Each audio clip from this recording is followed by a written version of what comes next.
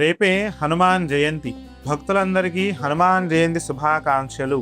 హనుమ అనుగ్రహాన్ని పొందడం వలన సకల శనిగ్రహముచే పీడింపబడుతున్న దోషములన్నీ తొలగి ఆయురు ఆరోగ్యాలన్నీ కూడా కలుగుతాయి. అఖండ విద్య, బుద్ధి, జ్ఞానము, ఐశ్వర్యము కలుగుతుంది. ఇవన్నీ కలగాలంటే మనము హనుమాన్ జయంతి రోజున దేవాలయ సందర్శనము, అభిషేకము, అష్టోత్తరము, చాలీస పారాయణము, దండక పారాయణము చేయడము చేత హనుమ అనుగ్రహాన్ని పొందగలం. అదే విధంగా సింధూర పూజ, ఆకు పూజ, వడమాల సమర్పించడం చే కూడా అనుగ్రహాన్ని పొందగలం. ఇవన్నీ చేయడానికి మనకు వీలు కానప్పుడు రామనామ స్మరణం చేత శ్రీరామ రామ రామేతి రమే రామే మనోరమే సహస్రనామ తత్తుల్యం రామనామం వరాననే ఈ మంత్రాన్ని ఒకసారి జపించడం చేత 1000 సార్లు జపించిన ఫలితాన్ని ఇస్తుంది. ఇలాంటి మంత్రాన్ని హనుమత్ జయంతి నాడు 21 సార్లు జపించడం చేత హనుమ అనుగ్రహముతో పాటుగా